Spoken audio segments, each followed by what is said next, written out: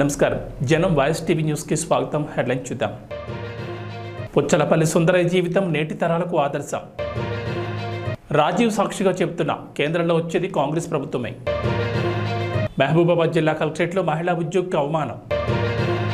నేను ఎలాంటి రేవు పార్టీలకు వెళ్లలేదు. హీరో శ్రీకాంత్. ఇన్పుట్ సబ్సిడీలు రైతుల ఖాతాలో జమ అవుతున్నాయని, రైతులు ఆనందాన్ని వెలుబుచ్చుతున్నారని రైతుల పక్షపాతి ముఖ్యమంత్రి జగన్మోహన్ రెడ్డిని కాకినాడ ఎంపీ పిఠాపురం నియోజకవర్గ వైఎస్ఆర్ కాంగ్రెస్ ఎమ్మెల్యే అభ్యర్థి వంగ గీతా విశ్వనాథ్ తెలిపారు.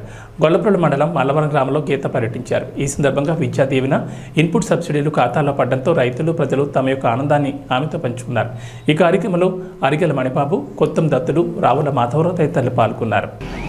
జరిగిన పంట నష్టానికి ఈ రోజు నుంచి కూడా ఇన్పుట్ సబ్సిడీ పడడం జరుగుతుంది. మా గ్రామం కాదు, మొత్తం ఆంధ్రప్రదేశ్లో అన్ని గ్రామాలు కూడా జగన్మోహన్ రెడ్డి గారు మళ్ళీ సీఎం కావాలని పూజలు అన్నీ కూడా చేయడం జరుగుతుంది. అయినా సీఎం అవుతాడని మేమందరం కూడా నమ్మకంతో ఉన్నామని చెప్పేసి డిప్యూటీ సీఎంగా రావాలని మేము కూడా పూజలు చేసుకుని సుబ్రహ్మణ్య స్వామిని, మా వీరభద్రుని అందరినీ కూడా కొలుచుకుంటున్నాం. ఆంధ్రప్రదేశ్లో రైతాంగం ముఖ్యంగా ఈరోజు ఏకే మల్లవరంలో, గొల్లప్రోలు మండలం ఏకే మల్లవరం గ్రామంలో ఉన్న రైతాంగం అంతా మీరు చూస్తున్నారు, చాలా ఆనందంగా ఉన్నారు. రాత్రి నుంచి కూడా ఇన్పుట్ సబ్సిడీ వారికి పడుతుంది. అదేవిధంగా తల్లిదండ్రులందరూ కూడా ఇక్కడికి వచ్చిన వారందరూ కూడా చెప్పడం జరుగుతుంది. తల్లిదండ్రులు, పిల్లలు కూడా విద్యా దీవెన పడింది. మేమందరం చాలా సంతోషంగా ఉన్నాం. ప్రతిపక్షాలు మరి కూటమి కూడా ఎన్ని అడ్డంకులు పెట్టినా జగన్ గారు ఇచ్చిన మాట ప్రకారం వారు మా అందరికీ కూడా ఇవ్వడం జరిగింది. ఎన్నికల ముందు, ఎన్నికల్లో కూడా ఇది రావాలి. అయినప్పటికీ కూడా ఎలక్షన్ కమిషన్ని ఒత్తిడి చేసి ఆపాలని చూస్తే హైకోర్టు కూడా జగన్ గారికి సమర్థించి ఎలక్షన్ అయిపోయిన వెంటనే మరి అందరికీ ఇచ్చేలాగా చెప్పడం, వెంటనే మాకు అందరికీ కూడా రాత్రి నుంచి ప్రతి ఒక్కరికి కూడా డబ్బులు పడుతుంది. మేము చాలా సంతోషంగా ఉన్నాం. మళ్ళీ మాకు జగనన్నే సీఎం కావాలి. జగనన్న మీద మా పూర్తి నమ్మకం ఉంది. జగనన్న మీద మా కుటుంబాలన్నీ ఆధారపడి ఉన్నాయి. మేమంతా ఆనందంగా ఉన్నాం. మా పిల్లలు విద్య కావాలన్నా, మా పిల్లలకి చదువులు ఎల్కేజీ నుంచి విదేశీ చదువులు కావాలన్నా, ప్రభుత్వ పాఠశాలలు బాగుండాలన్నా, అదేవిధంగా రైతాంగం ఎవరి దగ్గర చేయి చాచకుండా రైతు భరోసా కేంద్రాల్లో అందుతున్న సేవలు అందాలన్నా జగన్మోహన్ రెడ్డి గారే ముఖ్యమంత్రి కావాలని అందరూ కూడా కోరుకోవడం జరుగుతుంది. మాజీ ప్రధాని రాజీవ్ గాంధీ వర్ధంతిని జిల్లా కాంగ్రెస్ కార్యాలయంలో పార్టీ పట్టణాధ్యక్షుడు దాట్ల గాంధీరాజ్ ఆధ్వర్యంలో మంగళవారం ఘనంగా నిర్వహించారు. ముందుగా రాజీవ్ గాంధీ చిత్రపటానికి పార్టీ నాయకులు పూలమాలలు వేసి ఘనంగా నివాళులర్పించారు. ఈ సందర్భంగా కాంగ్రెస్ సిటీ అధ్యక్షుడు దాట్ల గాంధీరాజు, కాకినాడ జిల్లా ఐఎన్టీయూసీ కార్మిక సంఘాల అధ్యక్షులు తాళ్లూరు రాజు, కాంగ్రెస్ నాయకులు రాజవరపు మహేష్ మాట్లాడుతూ దేశానికి కాంగ్రెస్తోని స్వేచ్ఛ, సుభిక్ష పరిపాలన వస్తుందని పేర్కొన్నారు. ఈ దోపిడీ దొంగల ప్రభుత్వాలను సాగనంపాలని ప్రజలకు పిలుపునిచ్చారు. మరో 15 రోజుల్లో కేంద్రంలో కాంగ్రెస్ పార్టీ అధికారంలోకి రావడం ఖాయమని, రాహుల్ ప్రధానిగా బాధ్యతలు చేపట్టడం జరుగుతుందన్నారు. పేదలకు సంక్షేమాలను అందాలంటే కాంగ్రెస్ పార్టీ అధికారంలోకి రావాలన్నారు. ఈ కార్యక్రమంలో ఏపీసీసీ ఉపాధ్యక్షులు మట్టా శివప్రసాద్, కోలా ప్రసాద్ వర్మ, చక్కని ఒకరాజు, పిల్లి చిన్న, వాసు, లలిత, ధనకోటి తదితరులు పాల్గొన్నారు.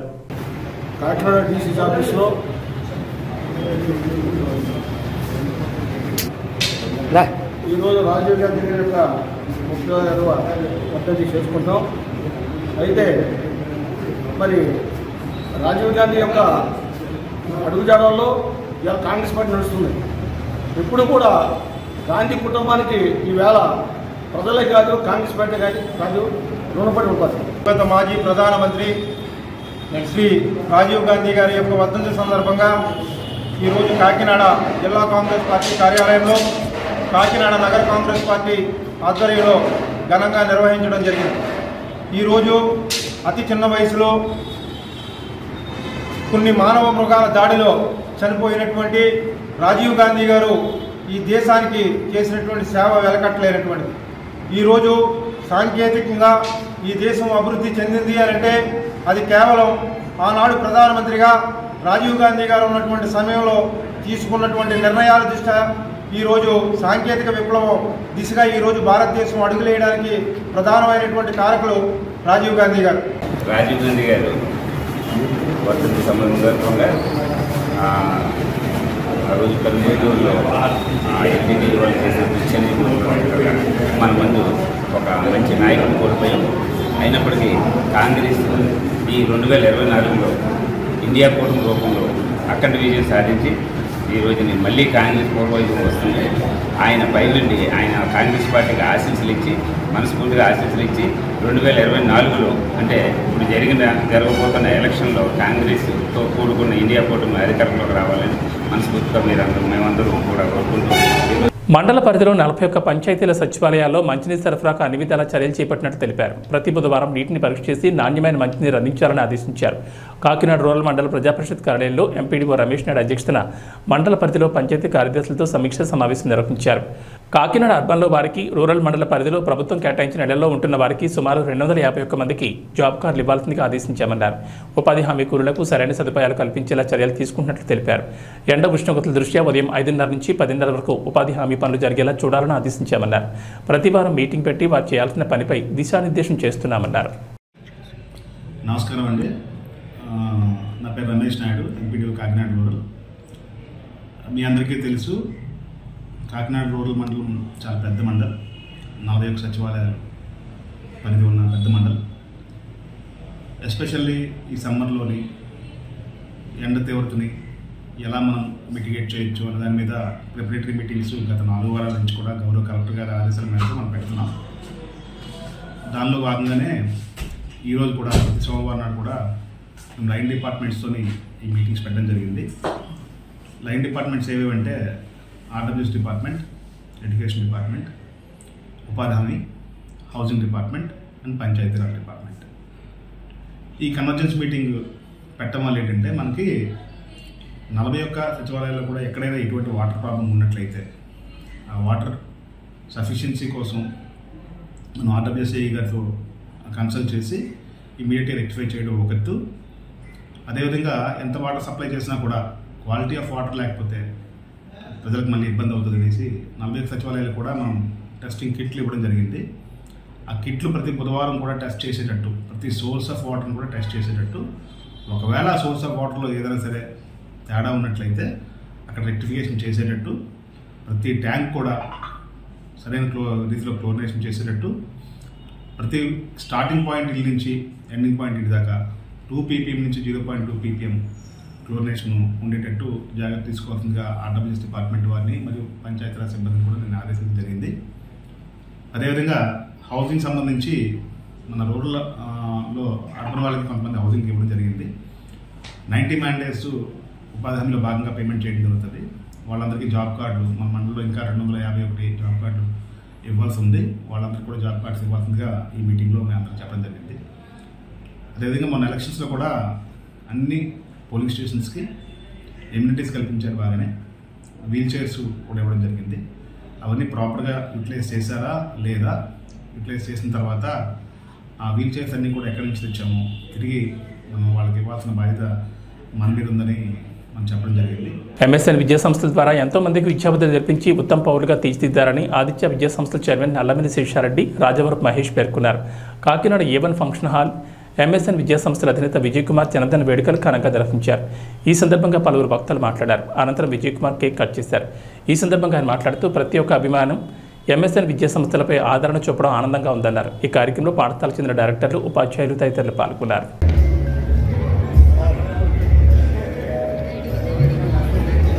సార్ అటు ఉండండి, సార్ అటు ఉండండి. చాలా అభిమానంతో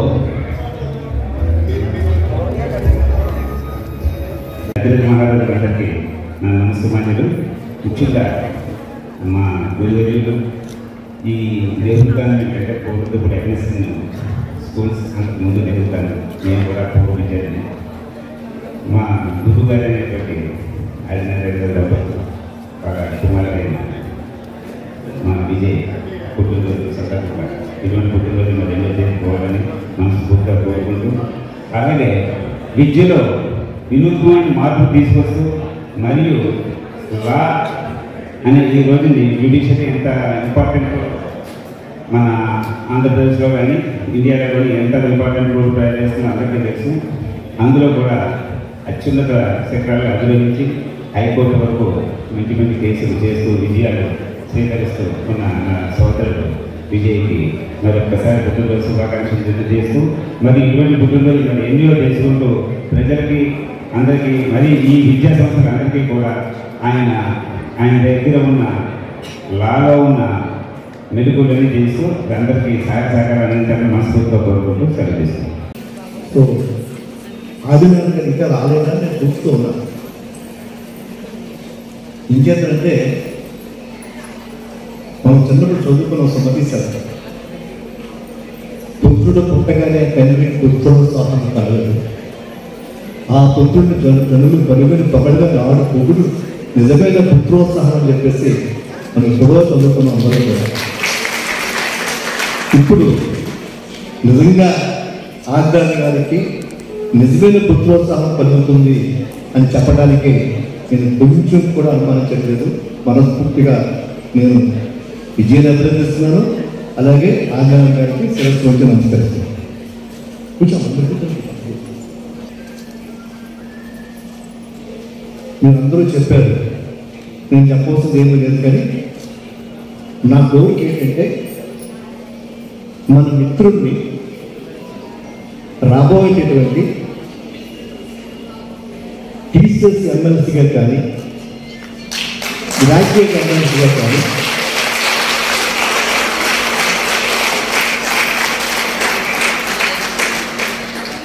పోటీ చేయించి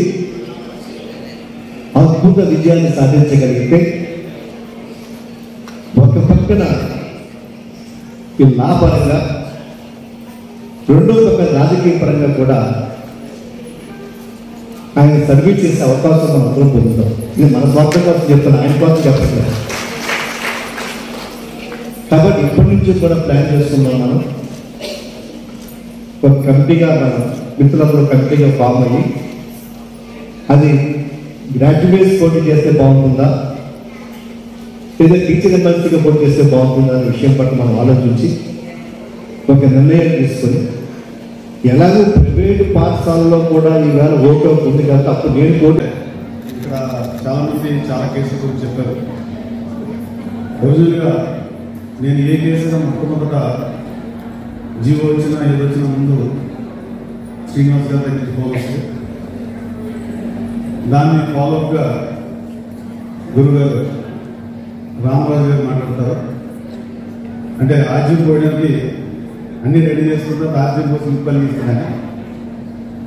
అల్టిమేట్లీ వాళ్ళ ముందు థాట్స్ షేర్ చేసుకుంటారు. ఎనీవే సక్సెస్ఫుల్గా 8 సంవత్సరాలు కూడా ఆల్ దీస్ ఇయర్స్ మనం ఏదైతే అనుకున్నామో అవన్నీ కూడా మనం చేసుకుంటారు. ఇంకా చాలా ఉన్నాయి, ఇంకా చేయవలసింది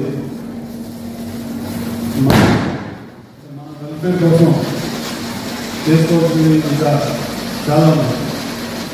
నేను జగన్ రెడ్డి గారితో ఒకసారి ఎప్పుడైనా మేము షేర్ చేసుకున్నప్పుడు ఆయన నన్ను కొత్త పనులు తీసుకెళ్తాను. ఈరోజు నేను ఒక లీగల్ ప్రపోజల్ చేస్తాను. ఆయన జనరల్ లీగల్ చూసి దాన్ని లీగల్గా సబ్స్టెన్షియేట్ చేయడానికి చాలా మంచి పని చెప్తాను. యాక్చువల్గా నాకు మేము అనుకుని ఇంకా చేయాల్సింది చాలా ఉన్నాయి. But all we have done is a very small job. ఇంకా రాబోయే రోజుల్లో ఇంకా చాలా పెద్ద ఇష్యూస్ ఉన్నాయి, పెద్ద సక్సెస్ కూడా మనం చూడబోతున్నాం. 6 to 10 గురించి ఇందా చెప్పారు. 6 to 10 గురించి already decided. I'm waiting for order copy. Order copy రావడానికి నాకు ఆ రోజు లాస్ట్ వర్కింగ్ డే రోజున 1 day before the last working day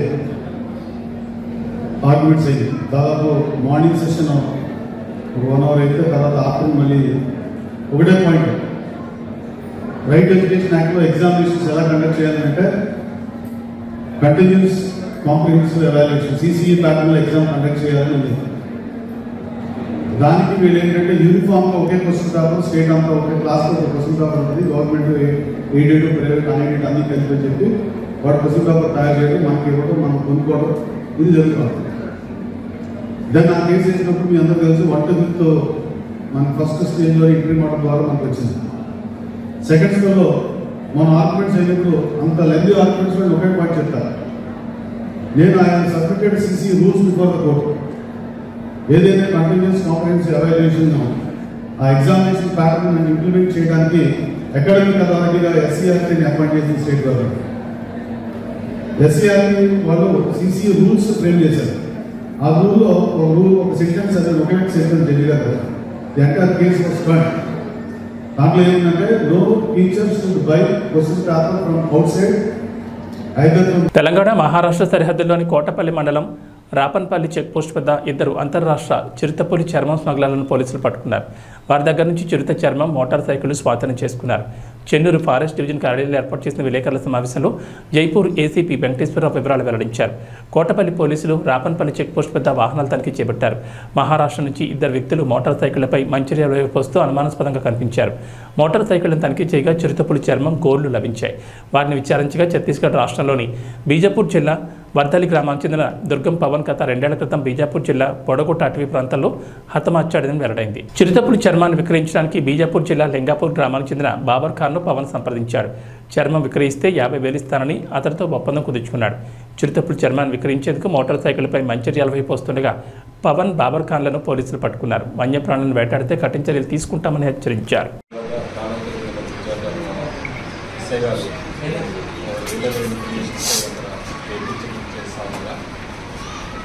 ఒక ఇద్దరు వ్యక్తులు తారాసపడ్డారు. వాళ్ళు వచ్చేసి దుర్గం పవన్, బాబుల్ ఖాన్, వీళ్ళిద్దరు కూడా బీజాపూర్ డిస్ట్రిక్ట్ భూపాలపట్నం ఛత్తీస్గఢ్. వీళ్ళిద్దరిని చేసి ఆ వెహికల్ను సెట్ చేస్తూ ఉంటే ఆ వెహికల్లో ఒక చిరుతపులి చర్మం కనపడ్డది. వెంటనే ఆ చిరుతపులి చర్మంగా భావించి దాన్ని ఇక్కడ ఉన్నటువంటి ఎఫ్ఆర్ఓ రవి గారికి ఇన్ఫర్మేషన్ ఇవ్వడం జరిగింది. ఎఫ్ఆర్ఓ గారు ఈరోజు మధ్యాహ్నం రాపన్పల్లి సిరివంచ బ్రిడ్జ్ వద్ద, ప్రాణహిత మీద ఉన్న బ్రిడ్జ్ వద్ద మా ఎస్ఐ గారు రియలబుల్ ఇన్ఫర్మేషన్పై అక్కడ వెహికల్ చెకింగ్ చేస్తూ ఉండగా ఒక ఇద్దరు వ్యక్తులు తారాసపడ్డారు. వాళ్ళు వచ్చేసి దుర్గం పవన్, బాబుర్ ఖాన్. వీళ్ళిద్దరు కూడా బీజాపూర్ డిస్ట్రిక్ట్ భూపాలపట్నం ఛత్తీస్గఢ్ వీళ్ళది. వీళ్ళిద్దరిని చేసి ఆ వెహికల్లో సెట్ చేస్తూ ఉంటే ఆ వెహికల్లో ఒక చిరుతపులి చర్మం అగుపడ్డది. ఆ వెంటనే ఆ చిరుతపులి చర్మంగా భావించి దాన్ని ఇక్కడ ఉన్నటువంటి ఎఫ్ఆర్ఓ రవి గారికి ఇన్ఫర్మేషన్ ఇవ్వడం జరిగింది. ఎఫ్ఆర్ఓ గారు తన టీంతో పాటుగా వచ్చి అది ఆ చర్మాన్ని పరిశీలించి ఇది చిరుతపులి చర్మంగా భావించడం జరిగింది. వెంబటే వెటర్నరీ డాక్టర్ని యాజ్ పర్ ఎస్ఓపి ప్రకారంగా వైల్డ్ లైఫ్ యాక్ట్ 1972 దానిలో భాగంగా వెంటనే వెటర్నరీ డాక్టర్ని పిలిపించి ఆ స్కిన్ యొక్క దాన్ని అంతా కూడా దాన్ని పరిశీలించడం జరిగింది. తర్వాత ఈ స్కిన్ యొక్క కొంత భాగాన్ని కత్తిరించి CCMB, central for molecular biology వారికి పంపడం జరుగుతుంది. అది చిరుతపులి చర్మమేనా కాదా, దాని వయసు అంతా, ఇవన్నీ కూడా అకార్డింగ్ టు DNA టెస్ట్ ప్రకారంగా చేయడం జరుగుతుంది. అది పంపించడం జరుగుతుంది.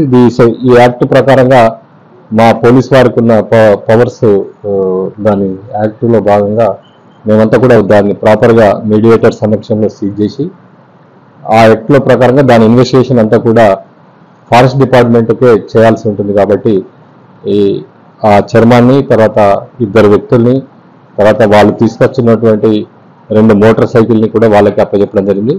వాళ్ళ ఇంటరాగేషన్లో వాళ్ళు తేలింది ఏంటంటే Bodagutta forest area, Bijapur district ఛత్తీస్గఢ్లో బోడగుట్ట ఫారెస్ట్ ఏరియాలో వీళ్ళు ఈ 2 సంవత్సరాల క్రితం ఈ చిరుతపులిని వేటాడడం జరిగింది. ఆ 2 సంవత్సరాల తర్వాత ఈ బాబర్ ఖాన్ అనే వ్యక్తి, నాకు మంచిర్యాలలో పరిచయస్తుల దగ్గర మీకు 50,000 అమ్మిస్తా అని చెప్పి తీసుకొని అక్కడికి వెళ్ళి బీజాపూర్ భూపాలపట్నం నుంచి వాళ్ళు మోటార్ సైకిల్ మీద ఇద్దరు తీసుకొని రావడం జరిగింది. ఈ తీసుకొస్తున్న క్రమంలో మనకు వాళ్ళు ఇక్కడ రాపన్పల్లి బ్రిడ్జ్ పైన ఎస్ఐ గారు పట్టుకున్నారు. దీనిలో విద్యాశాఖలో అవుట్సోర్సింగ్ అటెండర్గా విధులు నిర్వహిస్తున్న పార్వతిని విధులకు రావద్దంటూ DEO రామారావు హుకుం జారీ చేశారని, రెన్యువల్కు సంబంధించిన ఫైల్ తిరస్కరించారని మహిళా అటెండర్ పార్వతి వాపోతున్నారు. గత 20 రోజులుగా ఇదే తంతు నడుస్తోందని, నేలపై కిందనే కూర్చుంటున్నారని మహిళా అటెండర్ అన్నారు. జిల్లా విద్యాశాఖాధికారి కార్యాలయం కిందనే కలెక్టర్ కార్యాలయం ఉన్న ఉన్నతాధికారులు పట్టించుకోవడం లేదని వాపోయారు. పార్వతితో ఉద్యోగులు ఎవరూ మాట్లాడొద్దని ఉన్నతాధికారి హుకుం జారీ చేశారు. కలెక్టర్కి వినతి పత్రాన్ని అందించినా ఇంతవరకు చొరవ తీసుకోకపోవడం వెంటనే విమర్శలు వస్తున్నాయి.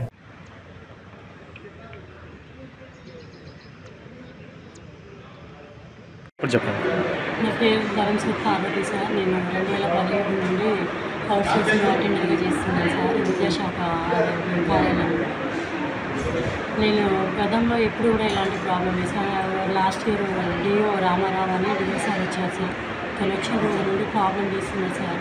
కులం పేరుకొని మహిళలను చూడకుండా అవుట్ సోర్సింగ్ ఉంటుంది అని నానా రకాలుగా మానసికంగా వేధించారు సార్ కొన్ని నెలలు. ఆ వేధింపులు తట్టుకోలేక ఒకరోజు ఇంటికి వెళ్ళిపోయినాక కూడా ఆలాపేలా లేకుండా ఉద్యోగాలు చేయించడమే కాకుండా ఇంటికి వెళ్ళిపోయిన నన్ను 7:30 సమయంలో ఫోన్ చేసి వారిని సూపరింటెండెంట్ గారు ఫోన్ చేయించి వారిని పిలిపించి ఆఫీస్ పిలిపించి మళ్ళీ ఏడీ గారు డిఓ గారు ఆఫీస్ నుంచి చివరిలో అందరూ ఎవరు లేని సమయంలో పిలిపించిన ఎలా పడితే అలా నోటి మాటలు మహిళలను చూడకుండా మానసికంగా చాలా వేధింపులకు గురి చేస్తూ నేను వెళ్తున్న క్రమంలో నన్ను వెళ్ళనీయకుండా ఆపి నన్ను ఏదో చేయబోతుంటుంది. ఆ రోజు నేను 100కు డయల్ చేసి పోలీసు వాళ్ళని ఆశ్రయించి ఆ రోజు ఇంటికి వెళ్ళడం జరిగింది సార్.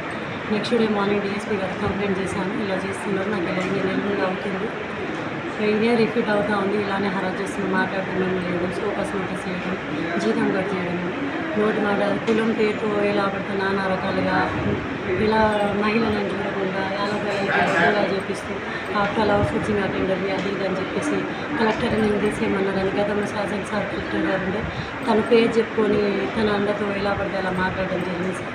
అప్పుడు కూడా అంత ఇబ్బందులు పెడుతుంటే కూడా నేను చెప్తున్నారు కంప్లైంట్ చేయడం జరిగింది.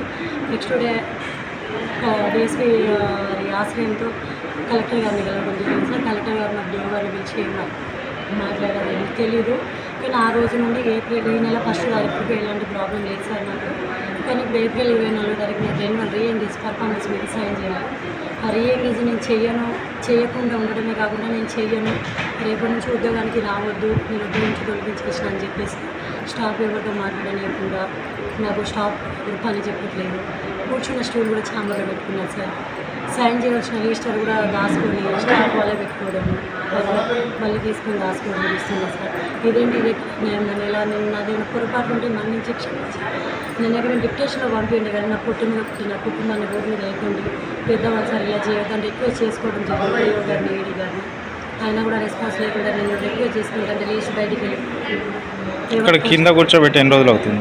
20 రోజులు అవుతుంది సార్. 1వ తారీఖు నుండి కింద కూర్చుంటున్నాను సార్. నేను 18 రోజులు అవుతుంది 1వ తారీఖు నుండి కింద కూర్చుంటున్నాను.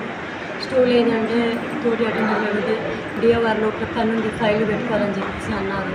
ఫైళ్ళ కోసం లోపల పెట్టించుకున్నాడని అంటున్నారు సార్. ఎన్ని రోజుల కంచి కూర్చోలేకుంటే ఎట్లా బాగానే ఉంటున్నారు? తోటి ఉద్యోగులు మాట్లాడు ప్రాబ్లం అవుతుంది సార్. బోన్స్ బ్యాక్ పెయిన్ అన్నీ వస్తున్నాయి సార్. నా కర్మ పరిస్థితులు చిన్న ఉద్యోగం సార్. కుటుంబాన్ని నాకు చిన్న వయసులో తల్లిదండ్రులను కోల్పోయి పిల్లలు ఉన్న పిల్లలు కానీ ఒకసారి సెక్యూరిటీ ఇవ్వాలి. నాకు ముఖ్య వయసులో ఉన్న 10th క్లాస్ చదివి ఆడకూతురుంది, ఇంటర్ ఫస్ట్ ఇయర్ చదివి బాగున్నారు సార్. వాళ్ళ ఫ్యూచర్ మేరకు వాళ్ళ భవిష్యత్తు కోసమని ఇంటి ఫ్యామిలీ పరిస్థితిని ఆలోచన చేసుకుంటే ఇక్కడ ఎవరేమి ఇబ్బందులు పెట్టకుండా పట్టించుకోకుండా వాటిని పక్కన పెట్టి మరి నా ఉద్యోగాన్ని నేను నిర్వహిస్తున్నాను సార్.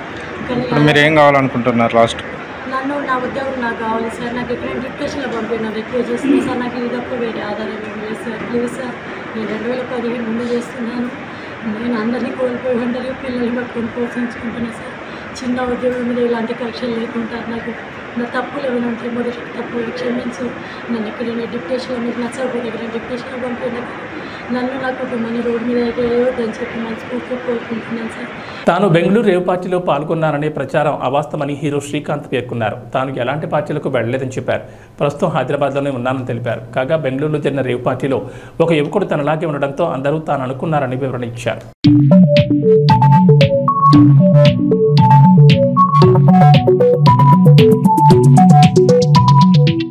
ఇది నా ఇల్లేగా, మా ఇంట్లోనే ఉన్నాను, హైదరాబాద్లో ఉన్నాను. సో నేను విన్నాను పొద్దున్నుంచి, నాకు ఫోన్లు రావడం జరిగింది. నేను కూడా వీడియో క్లిప్ చూశాను. మన మీడియా మిత్రులు చాలామంది నన్ను అడిగి క్లారిఫై చేసుకున్నారు. వాళ్ళ దాంట్లో రాలేదు నాకు తెలిసి. చాలా ఇట్లా శ్రీకాంత్ ఇలా బెంగళూరులో రేవ్ పార్టీకి వెళ్ళాడు, హేమ వెళ్ళింది, ఈ టైప్లో ఏవో వచ్చినాయి. లేదా నాకు నవ్వు వచ్చింది. ఇంట్లో వాళ్ళంతా నవ్వుకున్నాం. ఇదేంటిది, మొన్న ఏమో విడాకులు ఇచ్చి పిచ్చేశారు నా భార్యతో, ఈరోజేమో రేవ్ పార్టీలకి వెళ్ళాడు అని వచ్చేసినాయి. కానీ ఒకటి, వాళ్ళు కొంచెం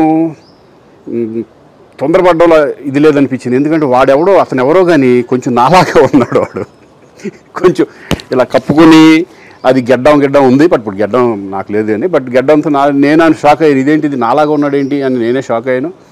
సో దయచేసి ఎవరు నమ్మొద్దు. ఎందుకంటే రేవ్ పార్టీలకి వెళ్ళే కల్చర్ నాది కాదు, పబ్ కల్చర్ మనిషిని కాదు నేను. ఒక్కోసారి బర్త్డే పార్టీలకి వెళ్తాం, ఒకవేళ తెలియకుండా ఏదైనా వెళ్ళినా ఒక హాఫ్ అన్ అవర్ నుండి వచ్చేస్తాం తప్పితే అటువంటి ఏమీ లేదు. రేవ్ పార్టీ ఎలా ఉంటుందో కూడా నాకు తెలియదు. సో దయచేసి ఎవ్వరూ ఈ విషయాన్ని నమ్మొద్దు. హ్యాపీగా నేను హైదరాబాద్లో ఉన్నాను, మా ఇంట్లోనే. ఇప్పుడు మా ఇంట్లో నుంచే నేను ఇది చేస్తున్నాను. సో దయచేసి మీడియా మిత్రులందరికీ కూడా నేను చెప్పేది ఏంటంటే, ఏ విషయం కరెక్ట్గా తెలుసుకోకుండా మీరు కూడా థంబ్నైల్స్ పెట్టేసేసి నా బొమ్మ వేసేసి రేవ్ పార్టీలో పట్టుబడ్డ శ్రీకాంత్ ఈ టైప్లో వేస్తున్నారు. కాబట్టి దయచేసి ఎవరు నమ్మొద్దు. అది అతను అలాగా ఉన్నాడు అనే ఒక విషయంలో మీరు పొరపాటు పడుంటారని నేను అనుకుంటున్నాను. దయచేసి అది నేను కాదు. Thank you. ఇటువంటివన్నీ కూడా నిజంగా కొంతమంది వాళ్ళందరికీ నిజంగా థ్యాంక్స్ చెప్పుకుంటున్నాను నేను. కొంతమంది మీడియా మిత్రులు నాకు డైరెక్ట్గా తెలుసు కాబట్టి వాళ్ళ ఫ్రెండ్స్ లాగా నన్ను ఇచ్చేస్తారు కాబట్టి వాళ్ళందరూ నన్ను డైరెక్ట్గా అడగడం, నేను చూసి ఇద్దరు నవ్వుకోవడం, వాళ్ళు వాళ్ళ దాంట్లో వేయకుండా చూశారు కొంతమంది. వాళ్ళందరూ కూడా నేను థ్యాంక్స్ చెప్పుకుంటున్నాను. దయచేసి ఇవన్నీ నమ్మొద్దు. ఏబీ బులెటిన్ విశేషాలు. నమస్కారం.